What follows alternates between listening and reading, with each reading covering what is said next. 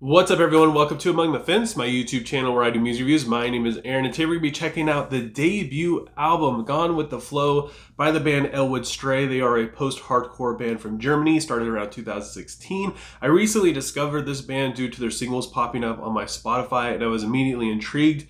They have a admittedly mainstream radio-friendly kind of sound, which is something I'm not really into, but I was drawn in by their distorted vocals, which sound fantastic, and they have a lot of energy to them, and it made me feel like their deep cuts, their non-singles might have a little bit more meat to them. So I was pretty excited to see what this album has to offer. So it's not wasting time and jump right into it. The album opens up with the song Outcast, which comes in one instrument at a time and erupts as it goes into the verse that has a really good bass line and rhythm. The chorus has a great guitar part, and the vocal presence from the fierce vocals is absolutely fantastic.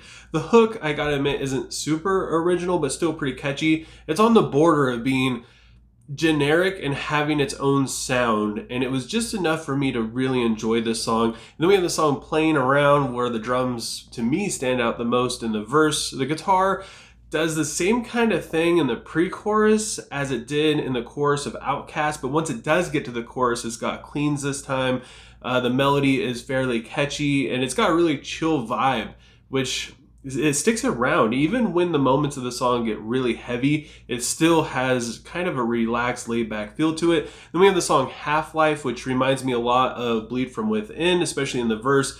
The chorus has soaring cleans that are full of kind of like a melancholy kind of feel. This might be a turnoff for a lot of people because clean vocals mixed with harsh vocals, and typically in the chorus isn't really their thing. And honestly, it really isn't mine either.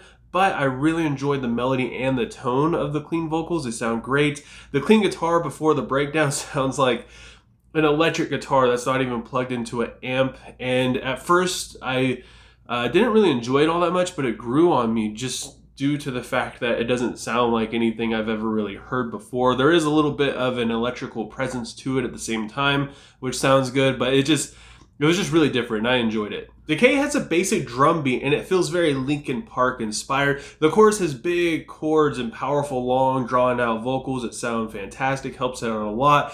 This song is about basically your mind and your thoughts being your own worst enemy. I love the bluesy guitar solo, and especially the tone, and just how it finishes this entire song off, which I didn't really see coming. Then we have Uncertain Me, which is probably my least favorite song on this album. It has a very radio rock intro, which is basically just the chorus followed by a standard guitar riff and just drums in the verse with distorted vocals. Architects influenced on this one for sure. They do a decent job at it. It sounds good, mainly in like the breakdown and the melody, and the bridge is super catchy. It's just, I don't know, like I said, anything that's Architects influence, it just isn't there. It's too generic sounding for me. No Cure keeps the energy going with the bouncy rhythm. The chorus has great cleans that doesn't overstay its welcome, which is something I feel like this band does a really good job at. The narrator is featured in the breakdown, and it's just so freaking heavy. The different vocals just give this song a lot more depth to it, and I love the layers of instrumentation building up to the breakdown. It really takes me back to like old school Wage War, which is something I absolutely love. Then we have Four Shells, which is just an instrumental. It's got like this dramatic piano and synth, and it leads us into the song Seasons, which keeps this kind of chill, almost melancholy atmosphere going. The verses have a great vocal enunciation to them that I loved a lot. The chorus is kind of pop punkish, and I love the drums that build up into it. It wasn't really something that I enjoyed the first time I heard it, but it grew on me over time. The bridge kind of acts like the eye of the storm before the breakdown that's got like this eerie guitar hanging out in the background. Relieved has a mildly technical guitar part in the intro that would have been absolutely sick if it continued through the verse. It does come back in for the chorus though. It reminds me a lot of something the band Blue Shift would do, just their overall sound. It's got the best breakdown on this album due to how emotionally heavy it is, and it only gets more intense as it gets towards the outro. Then we have my favorite song on this album, Negative, which has a Phineas kind of vibe to it. I'm not really sure exactly if that's the right band to compare it to, but it's the only one that came to mind. It's mostly vocals in the intro, and the drums do most of the heavy lifting, I feel like, in the verse. The riff in the pre-chorus is the best thing on this album, as is the chorus. The distorted vocals just over the lead guitar is absolutely perfect. It sounds so good. And the breakdown is absolutely gnarly, and it just continues to get heavier and heavier, a turn that I didn't really expect coming. And it makes it even more nasty return as it goes into the outro, which is like borderline deathcore. And that brings us to the closing track, Pendulum, which is another one of my favorites on this album. It really makes you wait to see what direction this thing is going to go, as it's just distorted vocals, a kind of quiet guitar that's fairly clean, and pounding drums. The lead guitar takes over eventually, and it just makes for a beautiful post-hardcore song.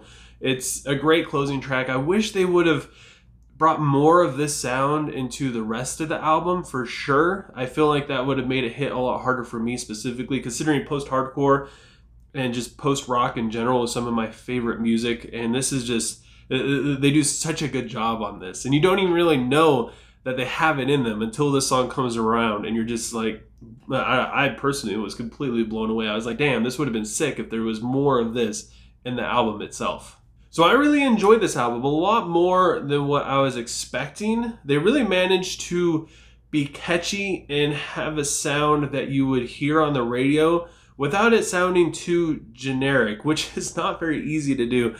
I mean, the guitar riffs admittedly are lacking variety, as is most of the music, but they do have a lot of standout moments between the bass, guitar, and drums. All of them have their time to shine, and they do have enough variety to make it to where you're entertained throughout most of the songs. The distorted vocals are absolutely perfect, at least to my ears, and the clean vocals have a great tone to them, and again, they don't hang out for too long. They don't overstay their welcome, which is something I have a hard time when it comes to like mainstream metalcore.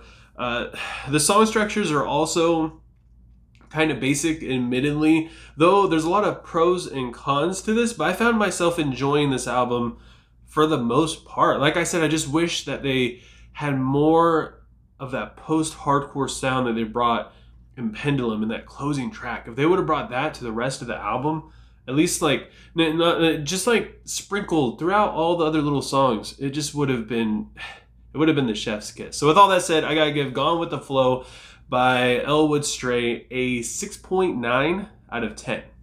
But I want to know what you guys think. I have a feeling that almost nobody has heard of this band since this is their debut album, even though they have like almost 1 million views on all of the singles they released for it, which is absolutely insane. So leave a comment below letting me know what you thought of it, what you would rate it, what your favorite song is. If you haven't listened to it, please feel free to check out some of the songs that I mentioned, especially some of my favorites.